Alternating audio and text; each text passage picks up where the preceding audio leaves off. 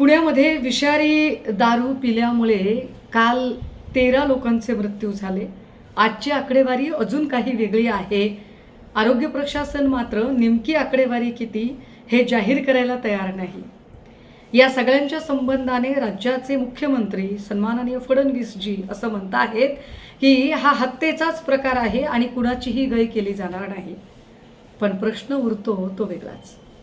मुळात कुठलीही घटना घडल्यानंतर आम्ही एकालाही सोडणार नाही, आम्ही पाळमुळं उखडून काढू, या नेहमीच्या बोलून बोलून बोथट आणि गुळगुळीत झालेल्या घोषणा मुख्यमंत्री महोदय आपण किती दिवस करणार आहात?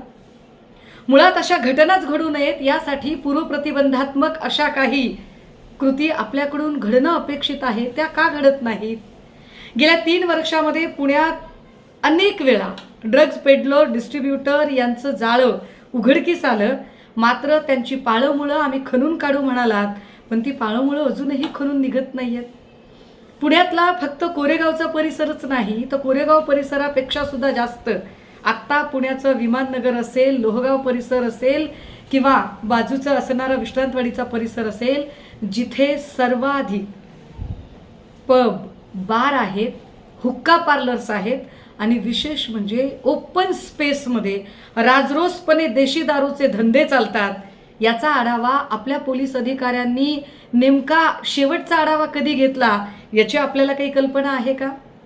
पुण्यासारख्या कॉस्मोपॉलिटियन सिटीमध्ये जर अशा पद्धतीने माणसांचे जीव जात असतील आणि त्यावर फक्त आणि फक्त आम्ही एकालाही सोडणार नाही अशी नेहमीचीच बोलून बोलून गुळगुळीत झालेली घोषणा आपण करणार असाल तर याचा अर्थ काय काढायचा? कदाचित आपल्या महसुलात सगळ्यात जास्त भर घालणारी जी गोष्ट आहे ती दारू, अंमली पदार्थ, त्यामुळे या सगळ्यांवर आपण बोलावं किंवा याची खरंच प्रतिबंधात्मक कृती कारवाई करावी असं आपल्याला वाटत नाही। कारण जे मेले त्यांच्याशी आपल्याला सोयीसुतक काय आहे?